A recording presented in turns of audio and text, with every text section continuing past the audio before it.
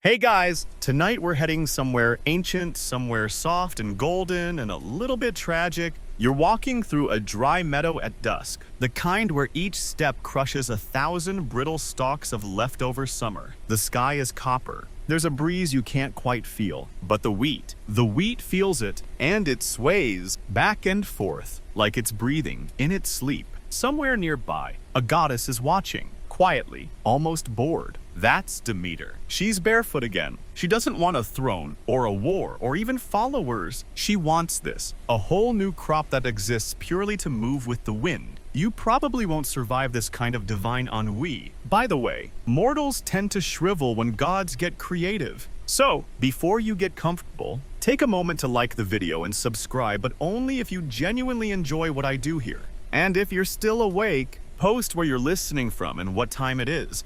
I love seeing who else is drifting through these slow stories with me. Now, dim the lights, maybe turn on a fan for that soft background hum, and let's ease into tonight's journey together. You're in Eleusis, and it's not even called that yet. The grass is tall, the hills roll gently, and everything is almost a color: yellow-gray, blue-brown, silver dust. And walking through it all, kicking at pebbles, humming to herself, is Demeter, who has absolutely no idea that she's about to reinvent agriculture. She squats down, fingers a handful of wild seeds. These ones have attitude, she mutters, ignoring your concerned look. Look how they cluster, like they're waiting for applause. You nod, because you're mortal, and this is a goddess, and also, yes, these seeds are definitely applausy. Demeter isn't sad. Exactly. She's in one of those moods where nothing tastes good. The sky feels fake, and everyone on Olympus is deeply annoying. You've seen it before. Once, she turned a fig into a goose just because Hermes sneezed too loud.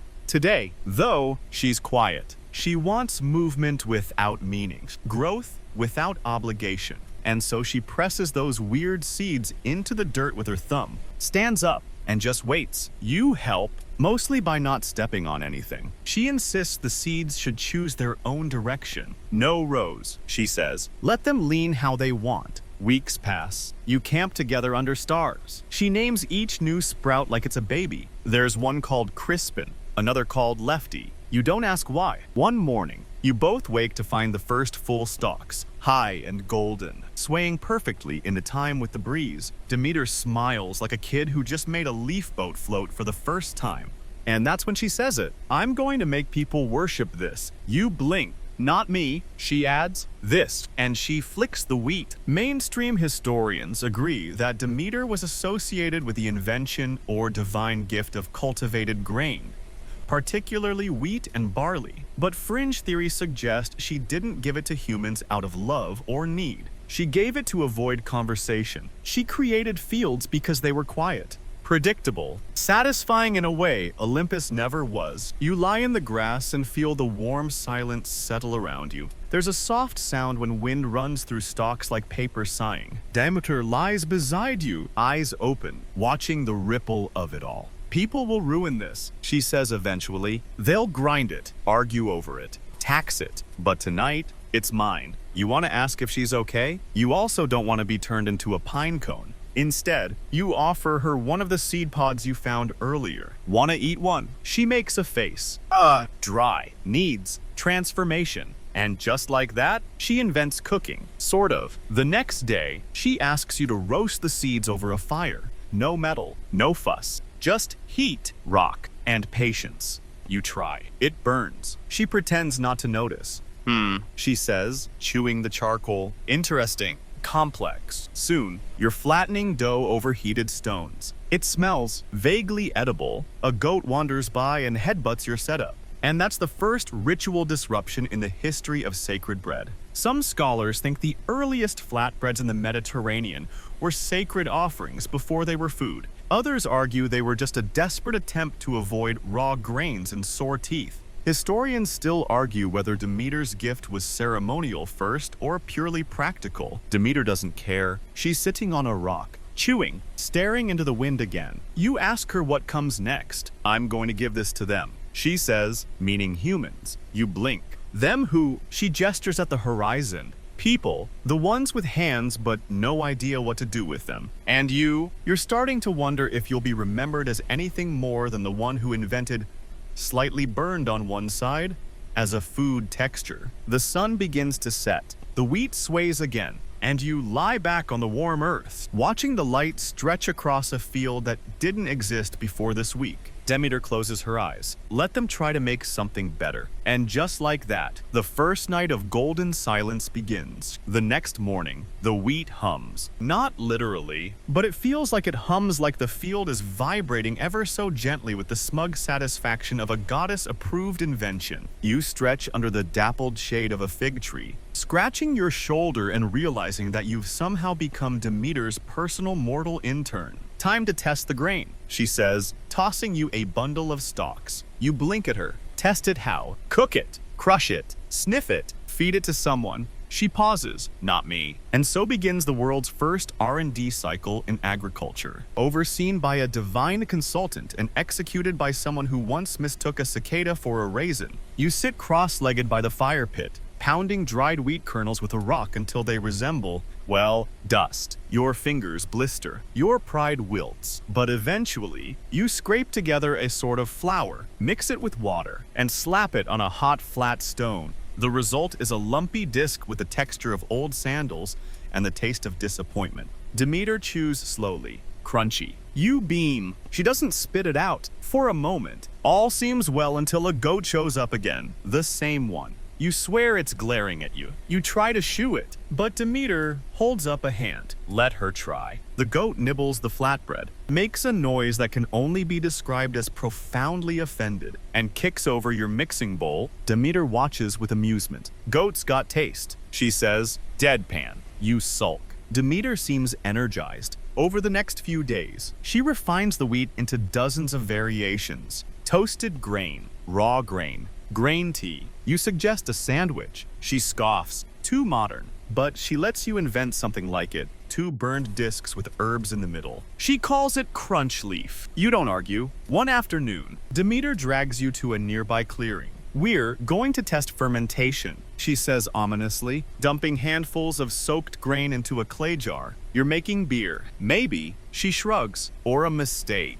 Historians still debate whether early brewing originated as a happy accident or a deliberate experiment with spoiled grain. One fringe theory suggests goddesses like Demeter encouraged fermentation not for nutrition, but because divine boredom required mild hallucinations. After 2 days in the sun, the jar emits a scent you politely describe as pungent. You try a sip and lose the feeling in your left eyebrow. Demeter laughs. We'll call it barley surprise. You mutter, it's definitely a surprise. Later that night, under the stars, she confesses something. I don't want people to worship me. You know, just the process. The waiting. The stillness between the planting and the growing. You nod, head still spinning from the barley surprise. They'll never get that. They'll want answers, symbols, holidays. She sighs. I'll give them wheat. What they do with it is their problem. You spend the next few days experimenting with different cooking methods. Pit roasting, clay pot boiling, direct rock-to-grain pressure. Some methods result in vaguely edible mush, others in blackened husks resembling meteorites. Demeter begins naming the failures. This one's called sad porridge,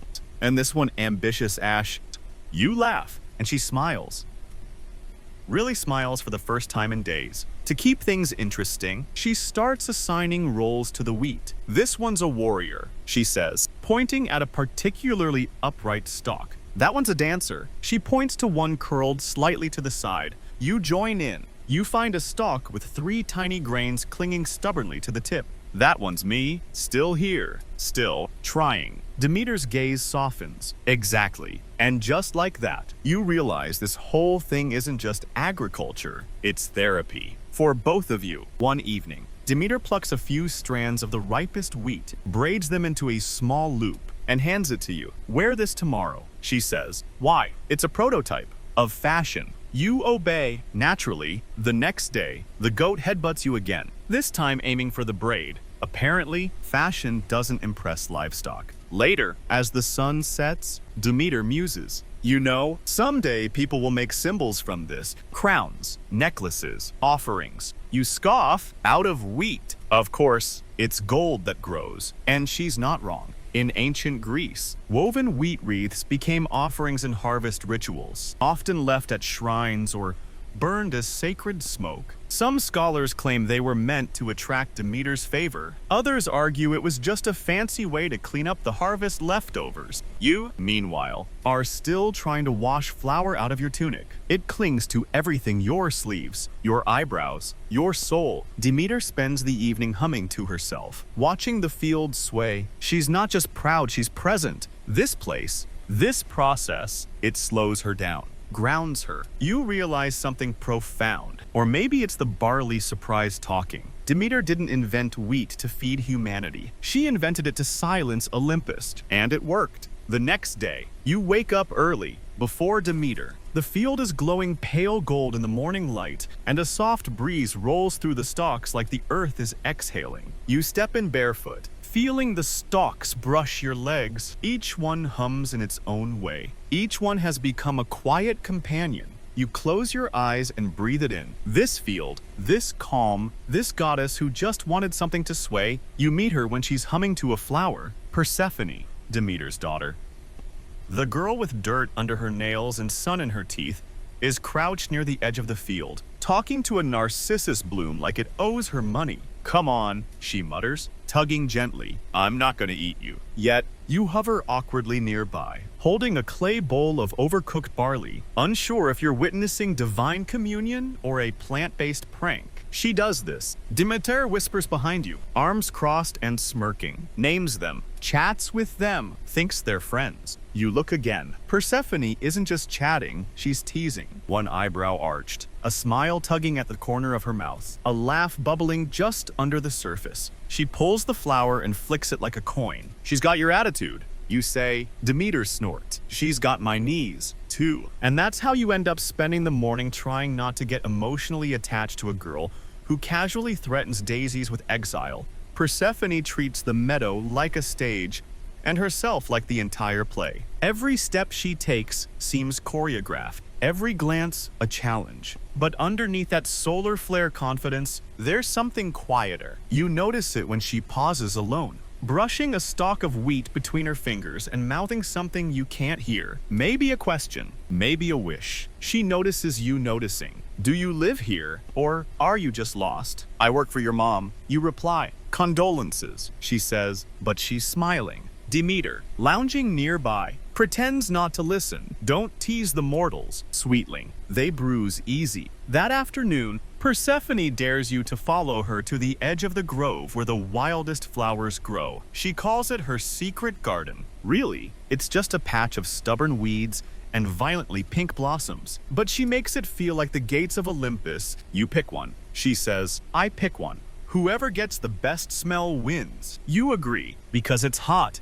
And she's shining and you've lost control of your day anyway. You pick a daisy. It smells like disappointment. She picks a strange, glowing narcissus, deep yellow, oddly heavy, like it was grown on a dare from a different universe. Then the earth splits open. Not dramatically at first. No thunder, just a whisper, a low groan, like a yawn too deep to stop. You look down. The ground is breathing, then cracking, then opening, and from the darkness below, something rides up. He's got shadows wrapped around his shoulders like fur, eyes like polished coal, and he's standing in the chariot drawn by what you really hope are just unusually quiet horses. Hades, god of the dead, king of what lies below, arriving like a tax audit. Persephone doesn't scream, she just stares. He offers her his hand. You feel time hiccup. "Nope," you whisper. "Nope, nope, no thank you." Persephone glances back at you, then at the hole yawning beneath her. Her mother's name trembles in the distance, unspoken. She takes his hand,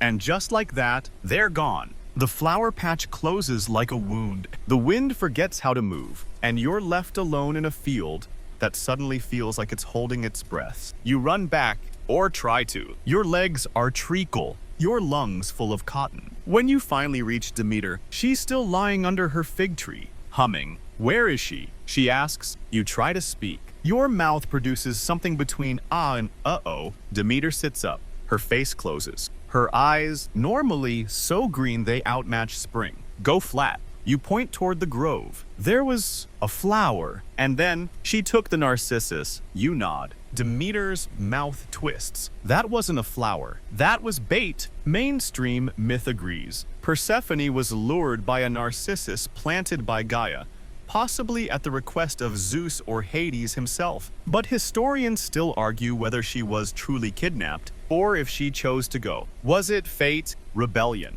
A divine teenage impulse? Demeter doesn't wait for answers. She rises, dusts off her tunic, and mutters something in a language that makes the nearby goat faint. She's underground. She says, "Gone?" You nod. "I am going to ruin the world." You nod again, more slowly. She looks at you, eyes sharp as harvest blades. "Start packing." And just like that, the goddess of grain begins her grief tour. The wheat fields wilt, the breeze dies, and far below, somewhere behind obsidian gates, Persephone sits in a throne she never asked for, holding a single flower that refuses to rot. The road is dust and dead silence. You walk beside Demeter as she leaves her golden fields behind. She doesn't look back, not once. The goddess of the harvest doesn't even blink when a flock of birds drops from the sky mid-flight. Their wings just stop working, like the seasons suddenly lost their contract with gravity. Demeter is quiet, but it's the kind of quiet that vibrates. That kind of eerie stillness before an avalanche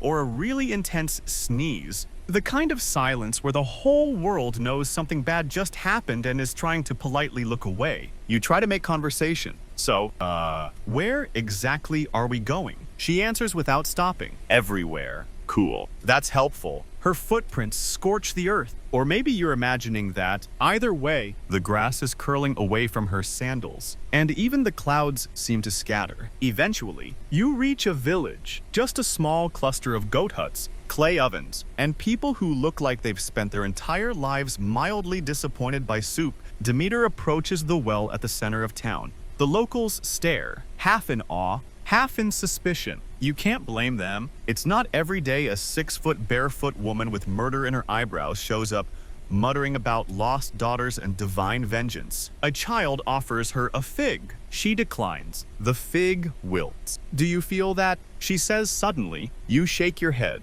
"Feel what?" She looks around. The soil. It's panicking. You place a hand on the ground. It feels warm. Too warm. And dry. You notice the wheat here has stopped swaying. She snaps her fingers. A sprout curls and dies. Demeter has pulled the emergency brake on the entire planet's agricultural rhythm. Crops stall. Roots reconsider. Orchards develop trust issues. Historians still argue whether her grief truly caused the first global famine, or if myth exaggerated a natural drought. But either way, the result was the same. Fields failed. Farmers wept. Goats grew insufferably smug. Back in the village, Demeter tries to speak to the elders, but they're mostly confused. "Do you have an offering box?" one of them asks. She huffs. "Do I look like I want offerings?" The elder blinks. "Yes." She turns him into a walnut tree, just the left half. You gently suggest it might be time to move on. And so you do. From town to town, mountain to valley, everywhere you go, the wheat no longer grows. Demeter lets her cloak drag in the dirt and plants crumble behind her. You try to stay upbeat, but even your shadow looks tired. One night, she camps under a dying olive tree and sighs. "They'll come looking soon." Zeus. She nods. He doesn't like being hungry. You light a small fire, roast some leftover barley.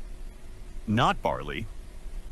Surprise. Thank the gods, and try to remember what it felt like when the wind had rhythm. Maybe, you say cautiously, you could ask for help. She throws you a look. From Olympus, they don't do help. They do interference, guilt trips, and weird metaphors. You fall asleep to the sound of her whispering Persephone's name like it's a spell she's trying to reverse. The next morning, everything is still, a stillness that goes beyond quiet. Even the insects seem confused about whether they're supposed to buzz. As you walk, you begin to notice people watching from doorways, holding shriveled fruit, clutching their stomachs. They're starving. Demeter sees it. She doesn't flinch, but you see something behind her eyes flicker. Not pity, not guilt, memory. "Mortals weren't supposed to depend on me," she mutters. "They were supposed to figure it out. Live on air. Or figs?" You snort. "You've met humans, right?" She doesn't laugh. but the corner of her mouth lifts, almost. You pass another field. Dead vines,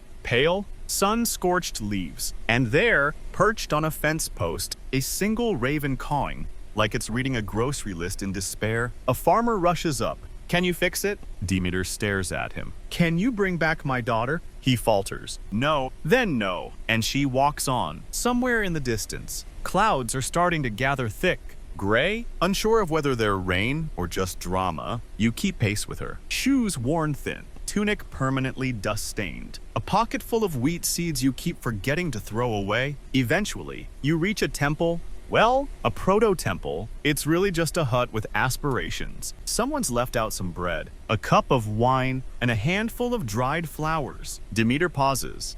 She says, nudging the offering. Too stale. You frown. Are you seriously critiquing their desperation snacks? She shrugs. They could try harder. The bread crumbles in her hand. She doesn't say anything else that night. The next day, you wake to find the field outside touched by frost in summer. People are crying. One man insists it's the work of frost demons. Another blames goats. You say nothing. You and Demeter walk on. You're starting to lose track of days, of seasons, of where the horizon ends and her mood begins. Eventually, as the sun sets red and low, she speaks again. I'm not trying to punish them, she says. I'm just trying to get the gods' attention. You nod. You're doing great at that. She pauses. What if they don't care? You don't answer. Because you don't know. And somewhere beneath your feet, so far down it feels like another planet. Persephone watches a clock with no hands tick silently through a season that isn't supposed to exist. You wake up to silence so loud it feels like pressure. There are no birds, no breeze. Even the goats seem to have stopped breathing, which, frankly, feels like a mixed blessing. Demeter stands on a hilltop,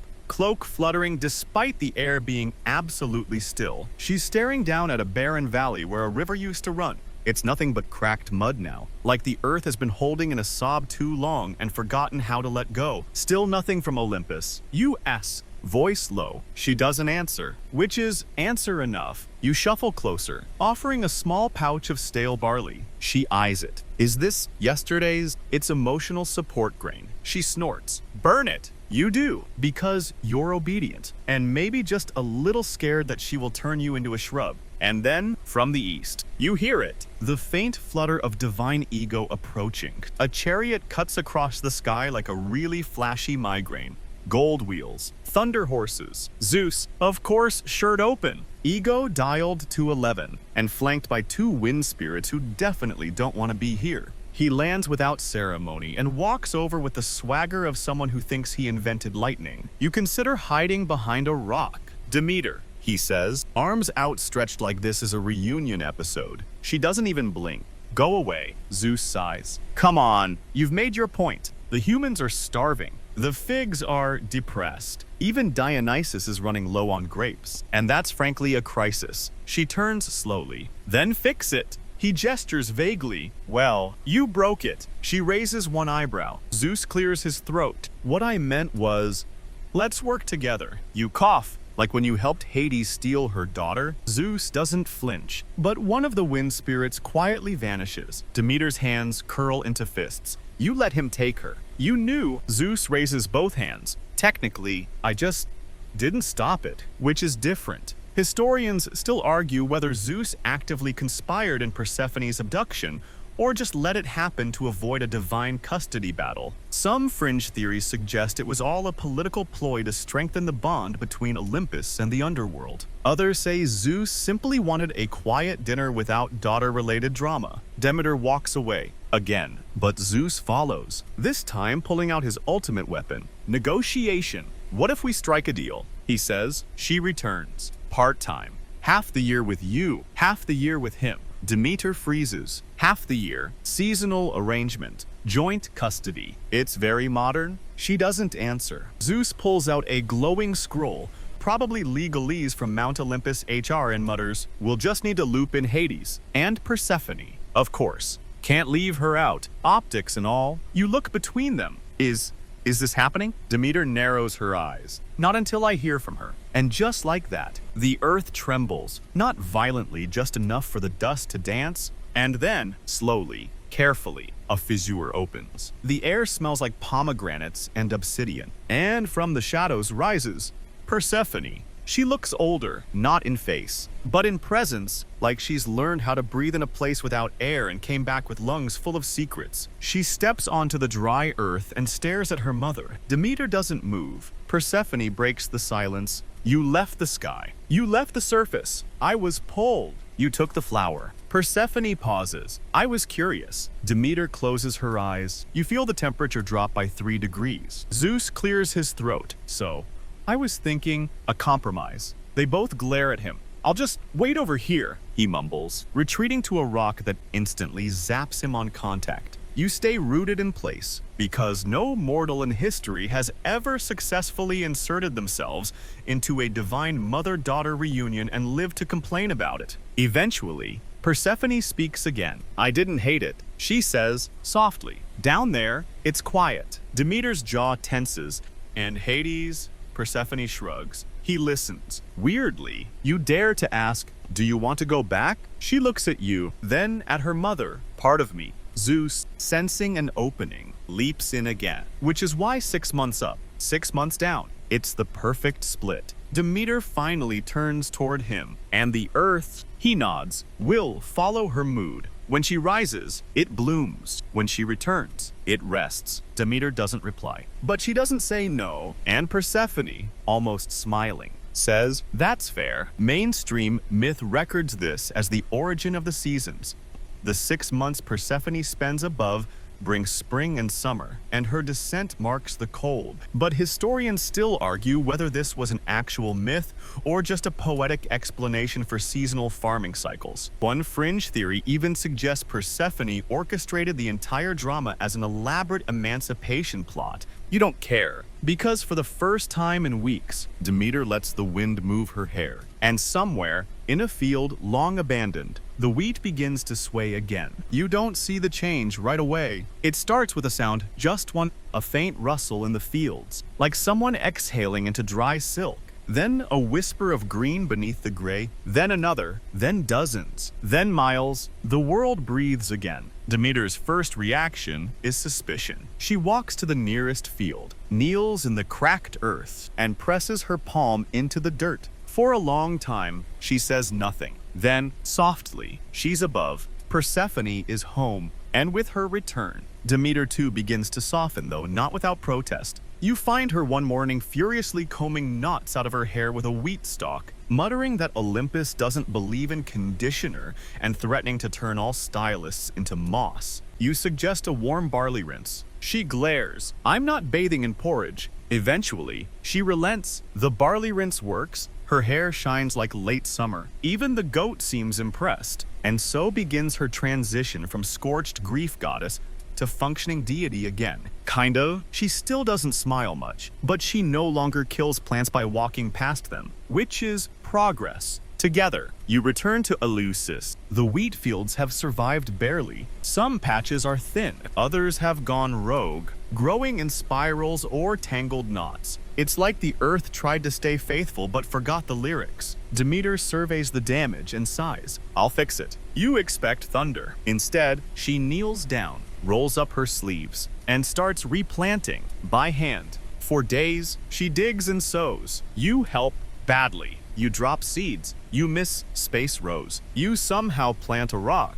But she never scolds you. It'll grow crooked, she mutters, watching your handiwork. But it'll grow, and that becomes her motto. Each morning, she wakes with Persephone beside her, braiding wheat into crowns, weaving hay into sandals, giving goats dramatic names like Oracle and Steve. You start to see something in them, a rhythm, not joy exactly, but ritual. The kind of slow rebuilding that comes after a storm has passed and left you just enough wood to start over. One evening, while the fields sway and the sky turns lavender, Persephone asks you, do you think it was worth it? You blink. What? All that. She gestures toward the valley, the broken villages, the famine, the drama, the drought, the split seasons, my weird underworld boyfriend. You hesitate. Then you say, it's not my place. She shrugs, smart mortal. But later, Demeter answers for you. Not with words, with motion. She walks into the middle of the field and just stands there, arms wide,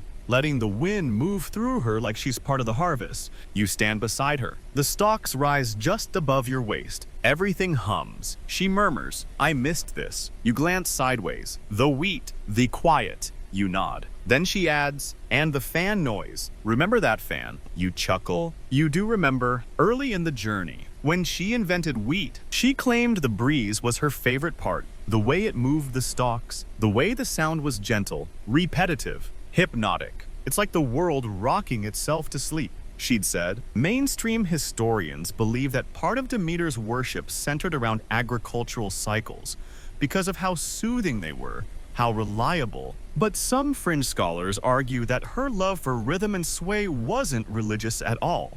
It was personal. That wheat wasn't a gift, but a coping mechanism. You ask her now, do you still like watching it move? She doesn't answer with words. She just closes her eyes and leans into the wind. Later, back at camp, she begins to craft something new. Robes made entirely of wheat, long strands, carefully woven, flexible and golden in the firelight. You ask why? Because it's ridiculous, she says, and comforting. You offer to model. She nods. You spend the evening parading around in a squeaky, slightly itchy outfit that makes you look like an overcooked scarecrow. Persephone claps, the goat bows. Demeter finally laughs, and for a moment, everything is right. Not perfect, not easy, but right that night. While everyone else sleeps, you lie in the field. The stars above are brighter than usual, or maybe you're just noticing them again. The wind moves through the wheat. That familiar hush returns. You realize something. This isn't just a field. It's a prayer, one that never needed words, only rhythm, only sway. The next morning, Demeter wakes up full of schemes. Not dramatic ones, not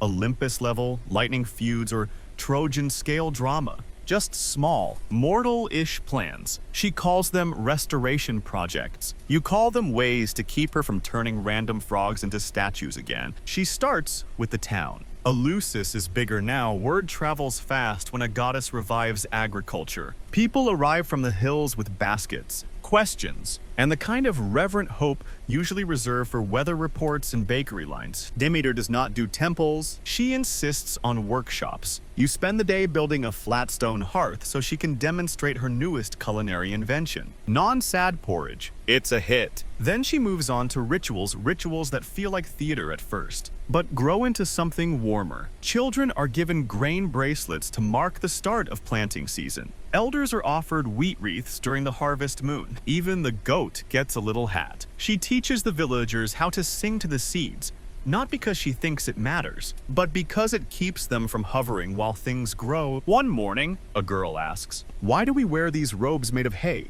Demeter replies, "Because silk doesn't sway properly." You nod sagely. Also, they're flammable, so don't get too close to the oven. Later that week, she organizes something she swears is not a festival. It's an agricultural orientation ceremony, she says, arranging bundles of grain like they're sacred scrolls. There will be music and food and possibly a goat race. But it is not a festival. You look around, there are torches, flower garlands, 17 loaves of decorative bread, and someone dressed like a turnip. Sure, you say, very serious orientation vibes. Still, people show up. They bring honey. They offer olives. Someone juggles figs. It's chaotic and heartfelt and extremely dusty. Demeter watches it all with a smirk that she insists isn't pride. That evening, after most villagers have gone home sticky and joyful, she sits on the temple steps and sighs. "They like me again," she says, as if that wasn't part of the plan all along. You nudge her. "They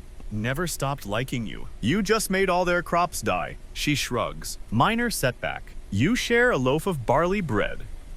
Your new recipe. This one fluffy enough not to offend the goat." Across the field, Persephone lies in the grass, talking to the moon. You think she's okay? You ask. Demeter follows your gaze. She's in transition. You nod. Halfway back, she's got one foot in the underworld and one in a puddle of goat drool. Classic Persephone. Some scholars argue that the rituals born in Eleusis during this period eventually formed the backbone of the Eleusinian mysteries.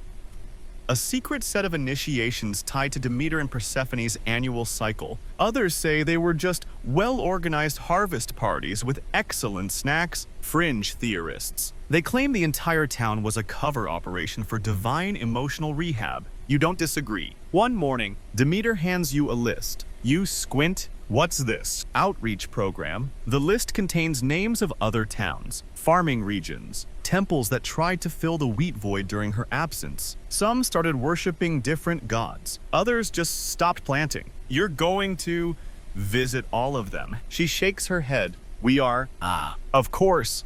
And so begins your next adventure, the Divine Rural Tour. At each stop, she demonstrates planting techniques, hosts extremely judgmental tasting sessions, and makes small, snide remarks about any region still using pine nuts incorrectly. You're in charge of storytelling. They need context. She says, you clear your throat and dramatically recount how Demeter saved the world via seasonal compromise and goat diplomacy. You add embellishments. The goat becomes a prophet. The porridge becomes sentient. The villagers love it. Back in Eleusis, Persephone begins crafting small altars out of wheat. Each one is slightly crooked, but she insists that's the aesthetic. You ask her what they're for. She shrugs. Offerings, prayers, little goodbyes. To who? Depends who's leaving. You pause. Are you? She doesn't answer, but you both know the pomegranate clock is ticking, and Demeter, though she never says it aloud, has already started counting days backward.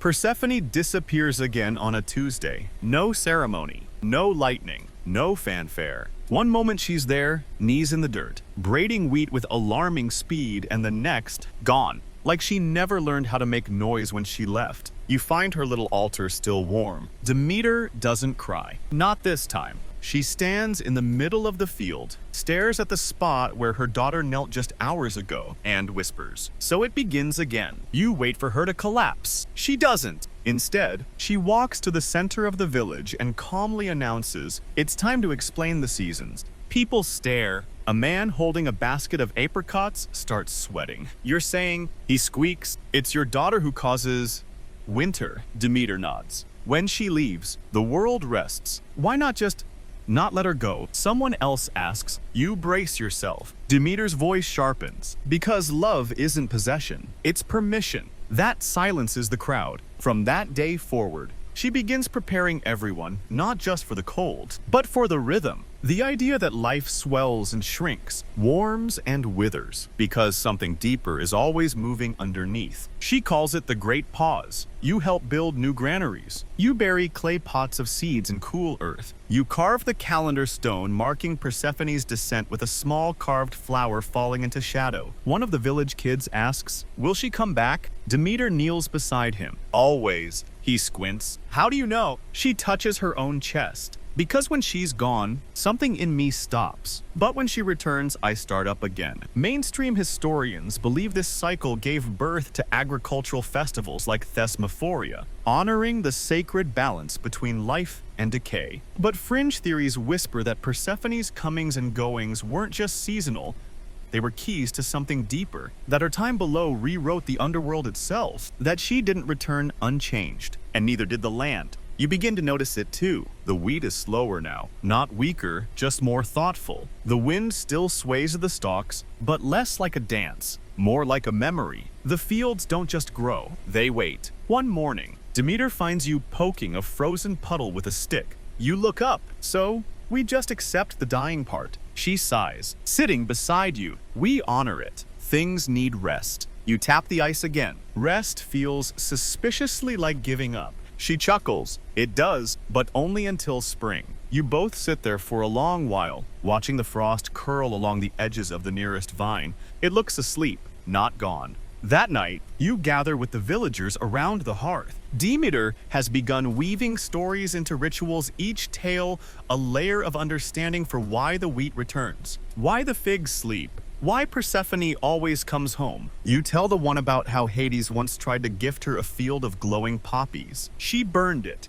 Politely, you tell another about how a goat once tried to follow her underground. He came back with an attitude and a fondness for fireflies. The villagers love it. Demeter listens, quiet but present. She doesn't correct your embellishments. If anything, she adds her own. She once made a wreath from bones. She murmurs, said it matched the season. Someone gasps. A child claps. You pass the story forward. By midwinter, the town has changed. The fields have gone gold to silver. The songs have grown slower, but the mood isn't grief. It's reverence. You realize the villagers have started whispering Demeter like a verb.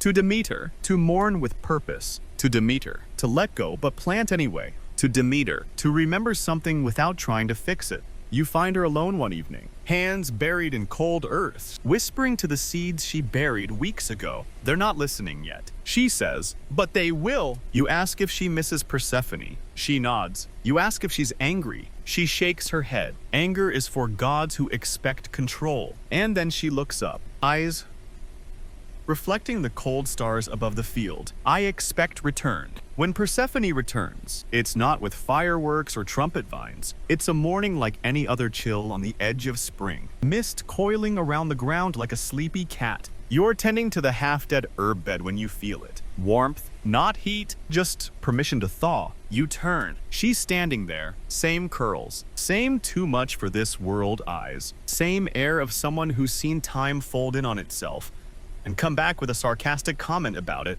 Demeter walks slowly toward her. No sprint, no tears, just one hand raised, steady as sunrise. Persephone takes it. They don't speak. They sway. Together, there in the field, mother and daughter become the wind's favorite thing again. Later, after the air has warmed and the goats remember how to yell, Persephone finds you. She's chewing a fig and holding something in her hand. A pomegranate. Relax, she says, noticing your face. I'm not eating it. It's symbolic. You blink. Isn't that how this all started? She smirks. Exactly. The thing is, she did eat them. 6 seeds. That much is canon. That much is permanent. And as she holds the fruit now, you realize something. She doesn't regret it. You knew. You say. She nods. I chose it. Eventually, mainstream myth tells us she was tricked, coerced, fed underworld fruit, so she'd stay tethered to Hades. But a fringe thread growing louder suggests Persephone made the choice after the fact, that she found something in the dark that she didn't want to abandon. That 6 seeds weren't chains, they were anchors. You sit with her on the edge of the field. The wheat isn't up yet,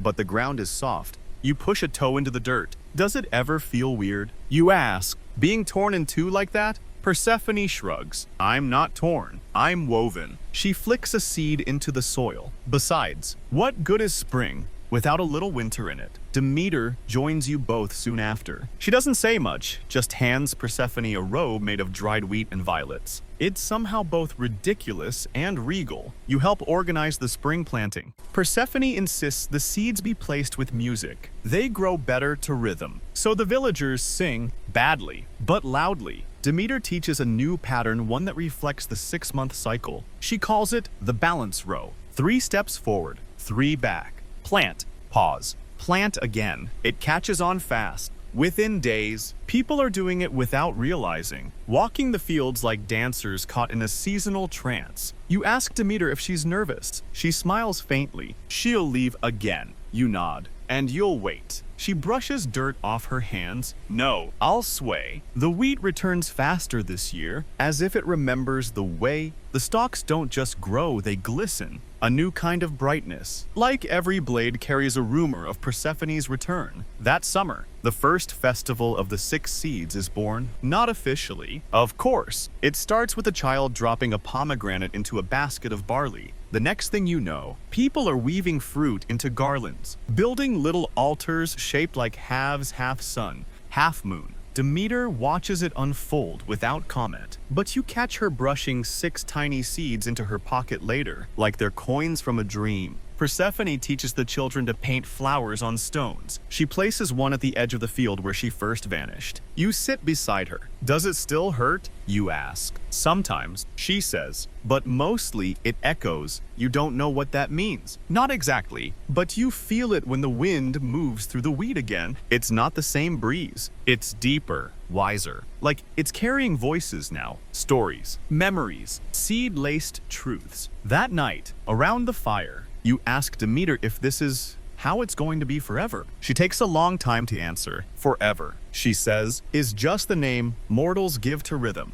They haven't finished dancing yet. The seasons settle in like old friends who know when to leave. You start to notice things, not just the changes, but the reliability of change, the way spring never rushes, and autumn never begs to stay. The way Persephone arrives and departs without apology, without drama, just a nod, a seed, and a shift in the wind. Demeter, too, has changed. She still scowls at disorganized altars and refuses to acknowledge unofficial rituals involving cheese wheels, but she smiles more often now. Not big, showy grins, just soft, sideways, things like the smile you give a field that grew back on its own. And speaking of rituals, Eleusis has started doing something strange. They've begun hiding things in the wheat. Little messages, tiny offerings, bits of song lyrics and folded prayers tucked into hollow reeds or tied with straw twine. No one knows who started it, but now it's tradition. If you have something too quiet to say aloud, you say it to the stalks. You find one. It reads, "Come back sooner next time." You don't know if it's meant for Persephone, a lost lover, or the wind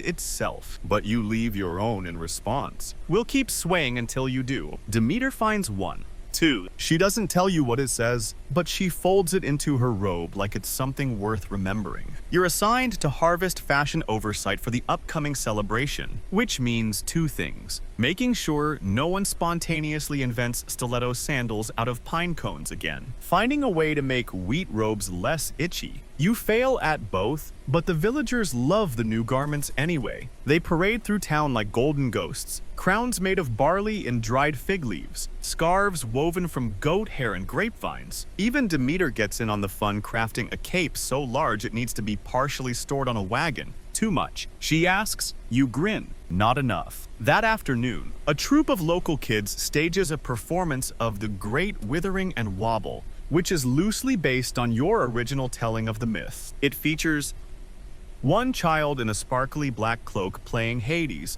a girl with a fake flower and a dramatic gasp, a goat in a very suspicious toga. Demeter watches with folded arms and a deep sigh. You can tell she's fighting a smile. Historical accuracy, 0. She mutters. Emotional resonance, 100. You reply, mainstream scholars say Demeter's worship was solemn, secretive, a sacred mystery. But in this moment, with one child falling off stage mid-faint and another yelling, "You can't stop winter, Mom," you begin to believe the fringe theory that Demeter wanted not reverence, but repetition. She wanted people to remember the rhythm, the swaying, the pause and return, not in silence, but in laughter, song, clumsy plays, and questionable goat costumes. After the festival, Demeter walks the fields alone. You follow a distance behind, careful not to intrude. She stops at the far edge, where the wheat hasn't quite grown right this year. It's thinner, uneven, wind-tangled. She kneels, runs her fingers through it. These ones are stubborn, she says. You nod. You'll still harvest them,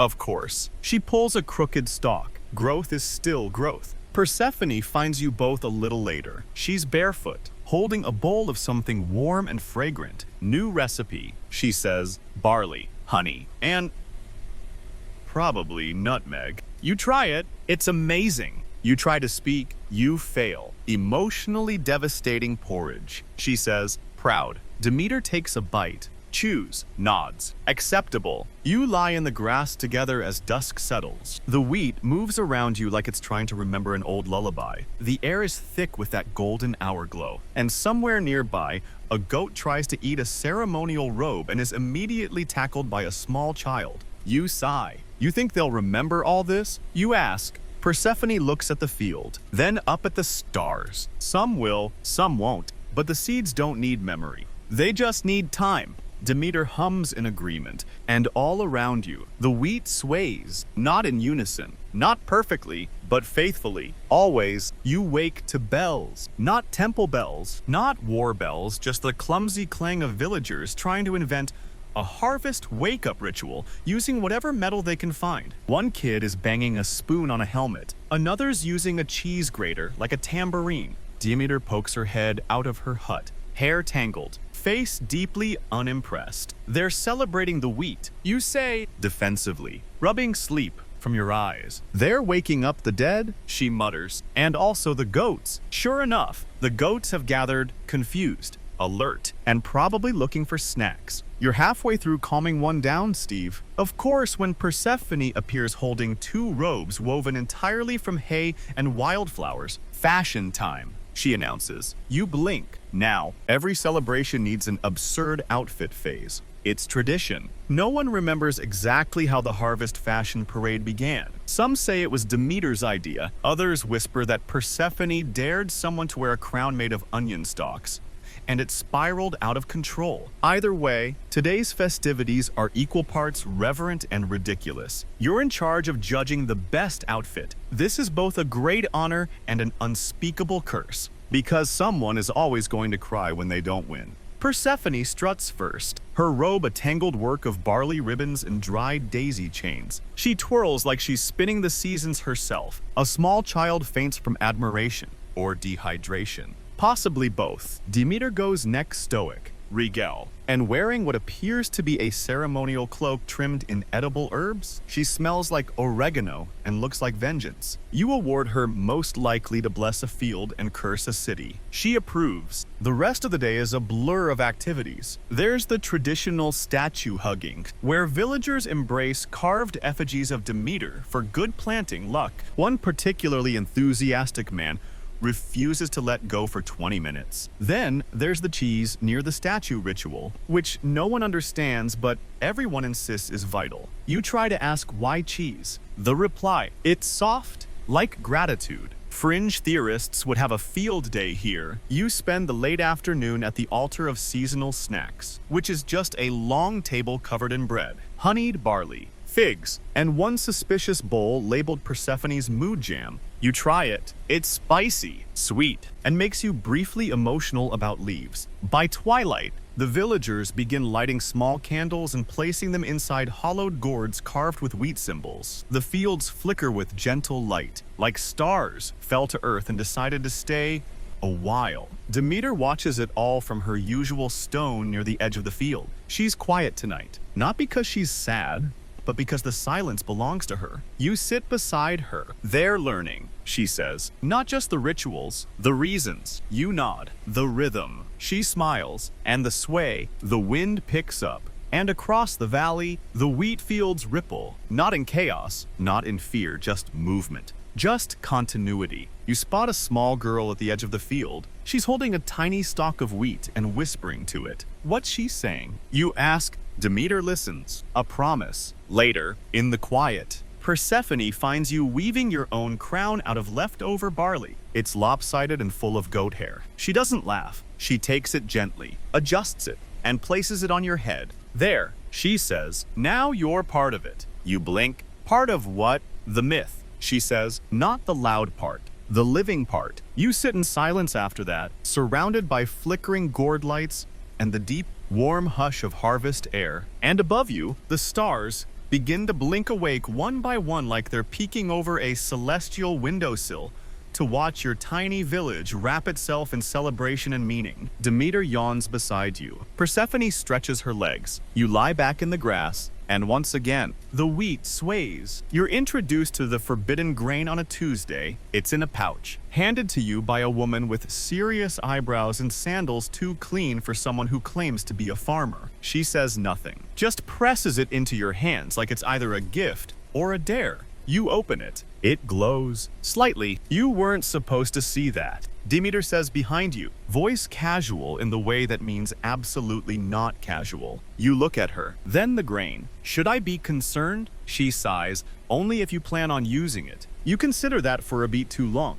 The truth is, there were always grains beyond the normal ones. Ritual grains. Grains with rules. Barley that grew only in moonlight. Rye that sprouted near caves and tasted faintly like secrets. Most people use the regular stuff: wheat for bread, barley for beer, oats for everything else. But the forbidden grains, those were for rites. They didn't feed bellies. They fed silence. And wine. Oh yes, the wine. That night, Demeter invites you to a gathering you're not supposed to talk about. Everyone brings something fermented. The air smells like honey, fire, and withheld questions. It's not a party. It's not a party. She calls it a sacred ferment. You watch villagers sip quietly from small clay cups, their eyes half-lidded, their bodies swaying, not drunk. Not exactly. More like tuned into a different frequency. You try the barley wine. It's thick, earthy. It tastes like it's judging you. This is intense. You whisper to Demeter. She smirks. It's not for taste. It's for thresholds. Thresholds between what? You don't ask. Someone begins humming. A low, circular sound that wraps around your ribs. Others join in. No melody, just sound. A vibration. Then silence. Then a whisper. We are the seed and the soil. Then laughter. Soft, knowing. You're not sure what just happened, but you feel like you've been politely rearranged.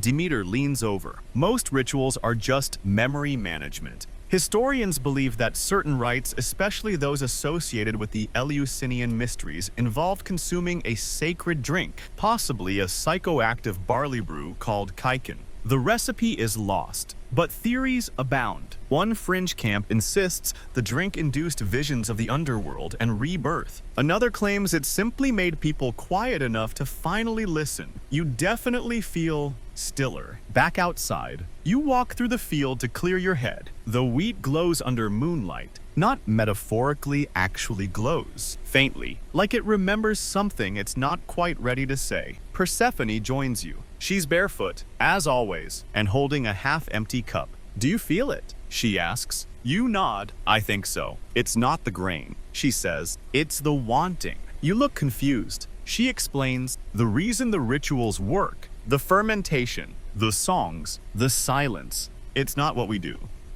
It's why. Grains grow because we want them to. Wine ferments because we need it to. There's power in that wanting. You watch as she pours the last of her drink onto the soil. For the roots, she says. You try it too. The earth doesn't complain. Demeter is still by the fire, speaking to a circle of villagers about which seeds are allowed to touch which stones. It sounds arbitrary, but everyone is nodding like she's revealing a cosmic secret. You sit beside her. She hands you a pouch. More forbidden grain. What should I do with it? You ask. She shrugs. Bury it. Burn it. Braid it into your hair. You open it. Smell it. It smells like rain you forgot to expect. You bury it. Later, you find a stalk growing where you left it. It's bent, silver-edged, slightly humming. You say nothing. You understand? The door is locked. There's no handle, no inscription, just a slab of stones set into the hillside, half covered in vines and absolutely radiating don't touch me energy. Naturally, you touch it, it clicks, just once, like a throat clearing.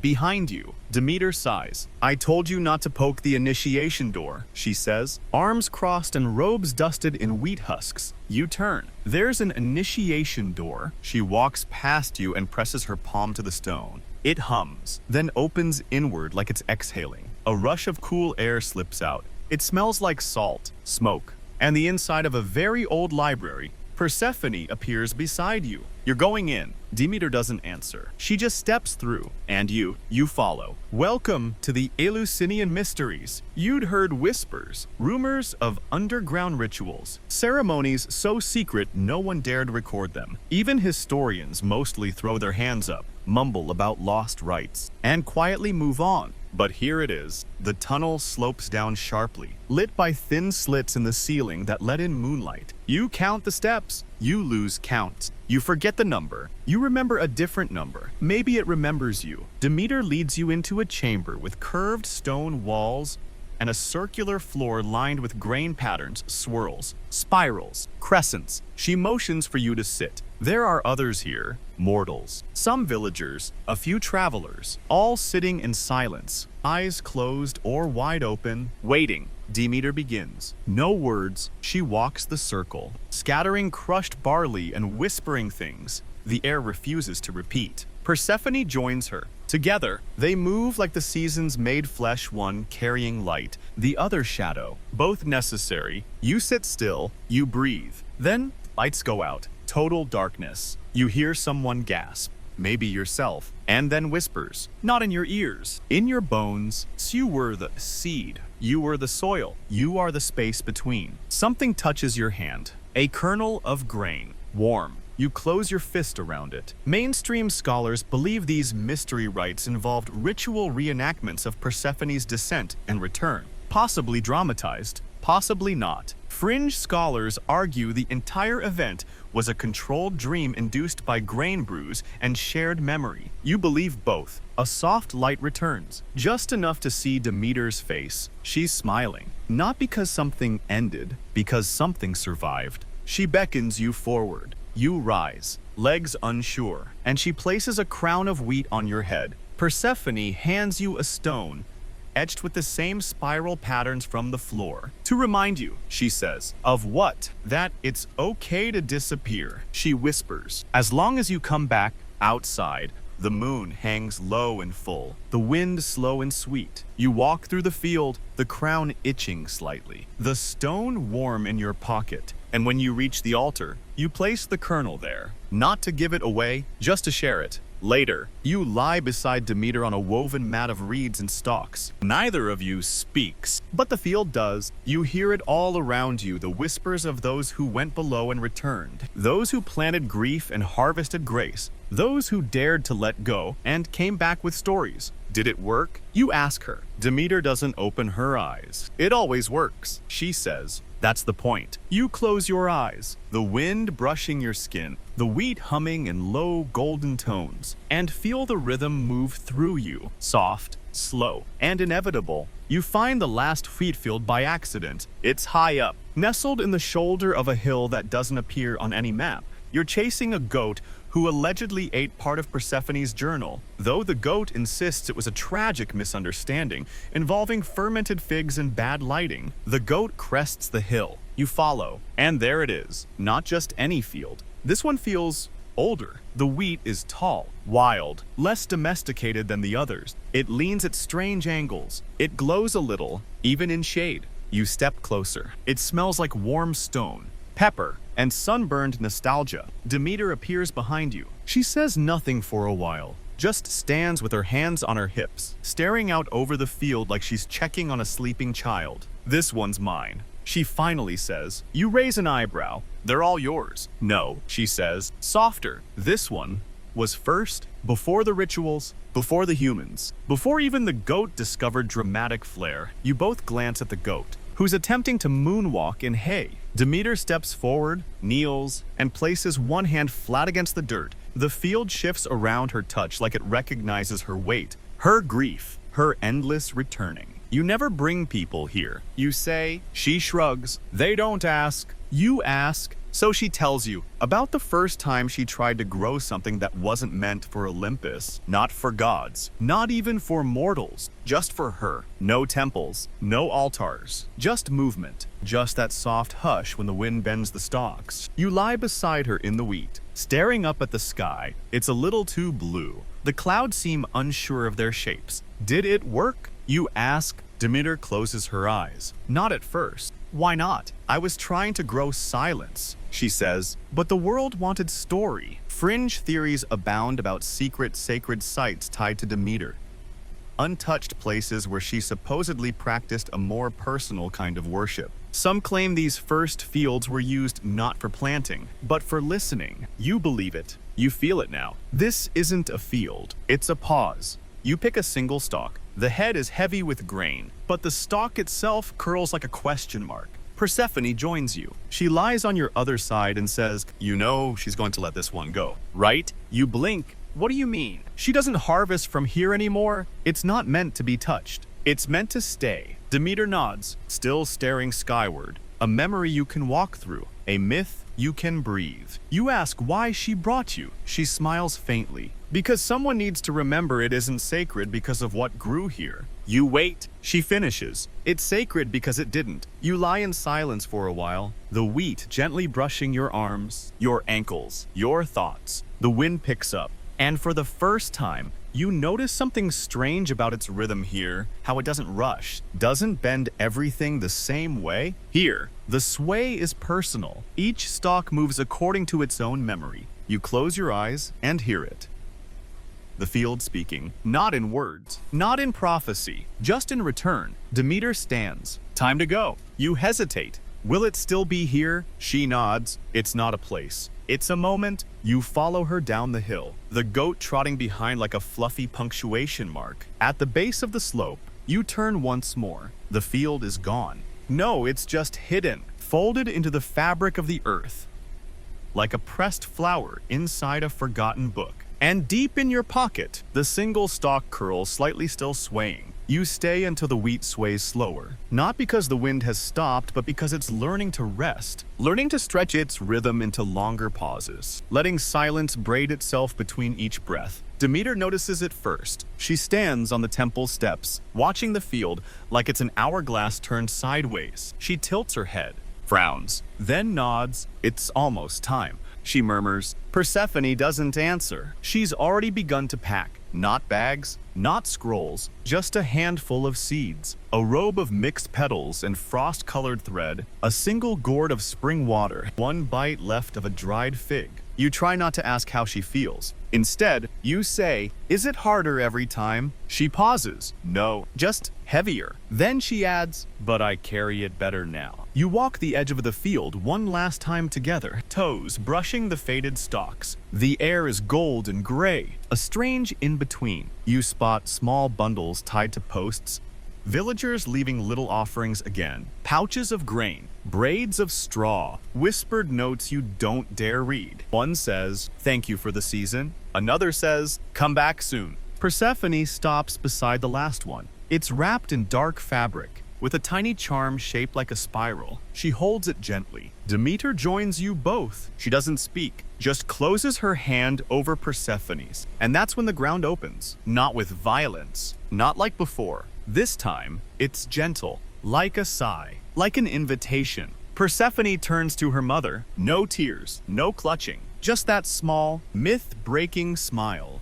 "Back soon," she says, then she's gone. The earth closes behind her with a soft exhale. Like it, too, is learning to let go. Demeter kneels beside the spot, not to mourn, to plant. She presses a single kernel into the ground, packs it with cool earth, hums once, low and even. You sit beside her, knees folded, heart tired. She doesn't speak for a long while. Then, softly, "And now we wait." The waiting becomes its own ritual. Fields dry, songs slow. The village walks a little more softly. And you become the keeper of the sway. Every morning, you walk the perimeter, touch the stalks, listen for rhythm. When someone asks what season it is, you say, "It's the pause between heartbeats." People nod. They understand. Mainstream scholars say Demeter's myth was created to explain why things die and then live again, why warmth disappears and then returns. But you now understand the quieter version. She didn't just teach the world how to plant, she taught it how to wait. You find her often now in the center of the field, alone,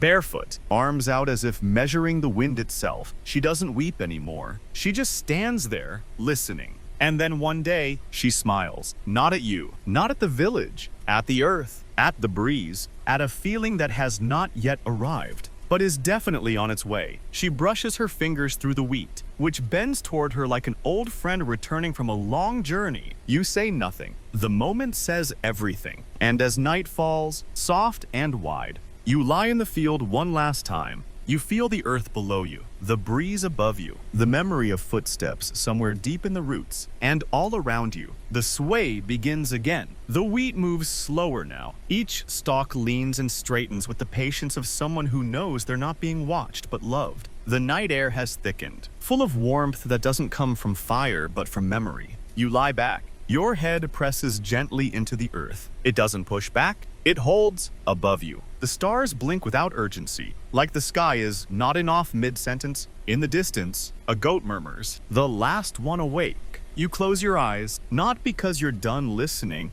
but because you don't need to see to remember. You remember the first kernel Demeter planted, the silence she wanted, the pause she grew. You remember Persephone's voice, how it carried like a story that knew its own ending, but enjoyed the telling anyway. You remember the feel of barley between your fingers, the warmth of porridge that tasted like belonging. The field doesn't demand anything from you now. It just breathes, like the world exhaling. So breathe with it. Let the rhythm carry you. Let the sway hold your thoughts. Soften your memories. Quiet your questions. You've made it to the end of the story, and now you're part of the field, too.